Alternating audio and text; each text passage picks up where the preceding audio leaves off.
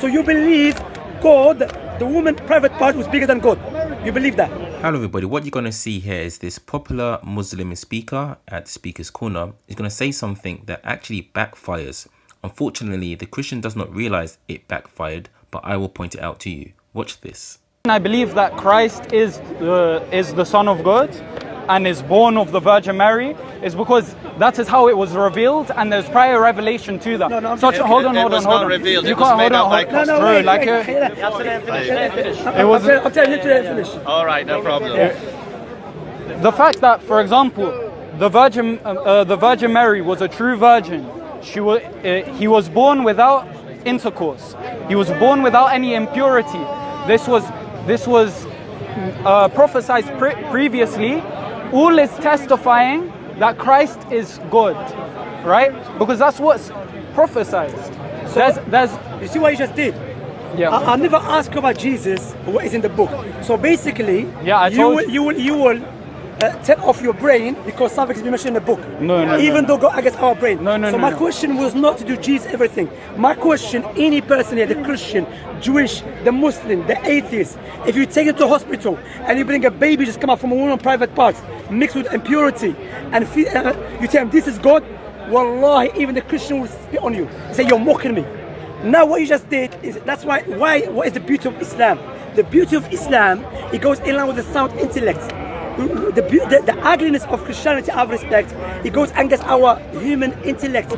Literally, what you just did, you said because it's mentioned in the book, therefore you believe it. So you believe God, the woman private part was bigger than God.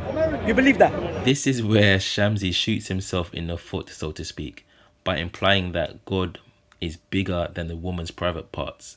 By virtue of him asking, of course, do you believe that the woman's private parts is bigger than God? Because if you're suggesting that God is bigger than a woman's private parts or the body, I don't want to keep saying those words, then you are suggesting that your God has a form. Because to be bigger than something is to have a physicality to yourself. You can only measure something to say it's bigger if it has some type of physical dimension to it. And if you have a physical dimension to yourself, then you are definitely finite to some degree. Because you are taking up space.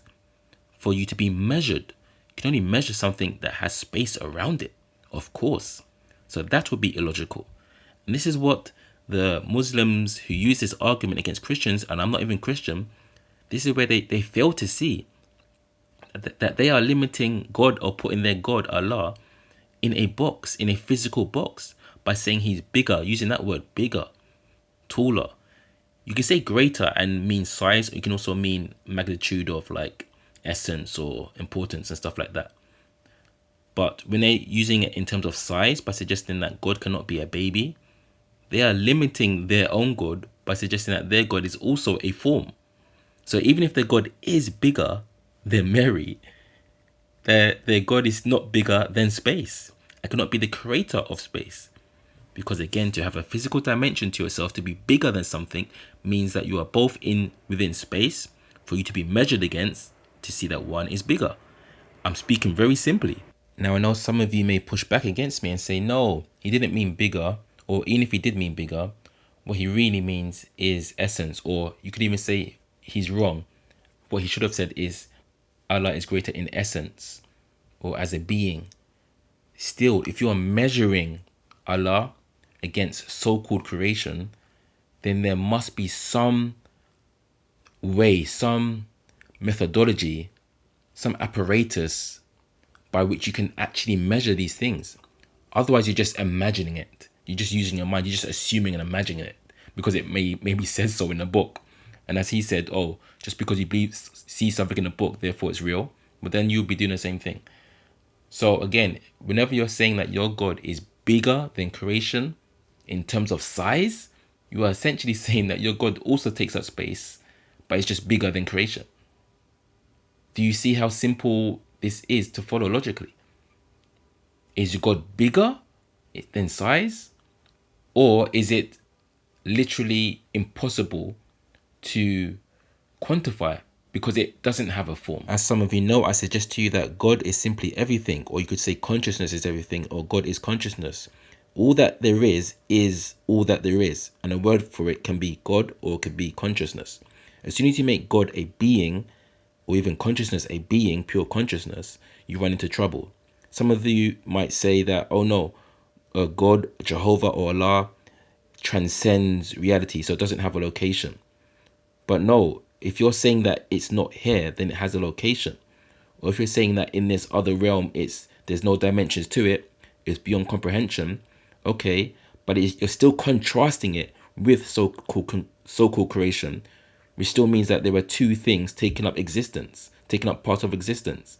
So your God will be sharing or only be existing relative to creation, which would mean it's dependent upon creation for it to even be God.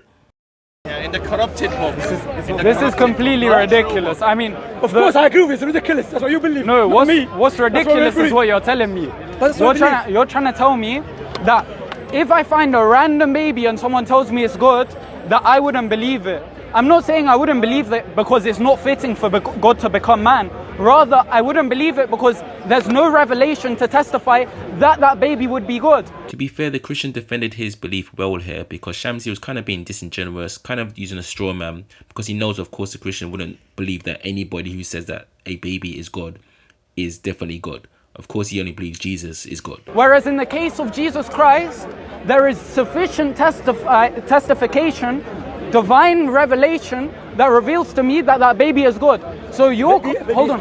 The baby is God. So the whole point here, and you know I believe that, so stop trying to do that. Yeah? The baby is God. The mother Christian, he believed God was a baby. Of course, of course. Define a baby. A baby. Yeah. Is it created? Yes. Okay. Is God created? No. So how God become create and create at the same time? Because contradiction. That's why Christianity. Christianity goes and guess what is known by necessity. I'm not even gonna bring up law of non-contradiction here because you're just butchering logic. But no, that's what you do. You're butchering logic. That's what the Christians know for. You Christian. Tell me the three laws of logic. Wait. Everything's illogical to theists until their own beliefs are in question. For example, they would believe, as Muslims, that their God is all-knowing, yet still chose to create everything, knowing full well what would happen because he's all-knowing, and then still judge and punish people for doing things that this God knew that they would do before they did it, and did not need to create creation, but chose to do it anyway, even though he's apparently self-sustaining and perfect and needs nothing, nor wants anything, and thinks it's just to judge these creatures that he chose to create, knowing that they would do so-called wrong. I mean, really. Well, the Christians, one of them you just mentioned. What's the three laws of logic? Which is, it's impossible, illogical, irrational, someone to be perfect and imperfect in everything. That's at the law same of non-contradiction. Yes, what I'm saying. So law of non-contradiction. So, hold on. You just butchered law of non-contradiction. Let me finish. So is it possible, listen to my question, is it possible that I know everything at the same time I don't know nothing? Can God be bigger than a woman but have no size?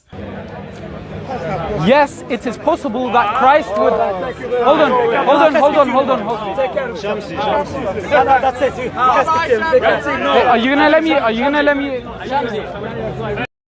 In conclusion, guys, as I said, there's just simply no good reason to believe that any God, a Christian God, Muslim God, any God, has some type of form, because you're going to run into problems. That God who has a form, therefore, has to take up some space, therefore is sharing existence with creation, therefore has a beginning and an end where you can say this is God but this is not God. That's a created thing. There's no way around it. The only true or the truest understanding I suggest to you of what reality is simply that everything that is simply is, and that's it. Everything that exists is. If there's another dimension, then that's also part of what is. There's another universe that's also part of what is. That's it. And everything is being sustained by so-called God, but it's simply not a being. We just use this anthropomorphic way of seeing reality to help us comprehend the sun, to help us comprehend the universe, to help us comprehend cause and effect, etc. Anyway, let me know your thoughts, guys, and I'll see you in the next video.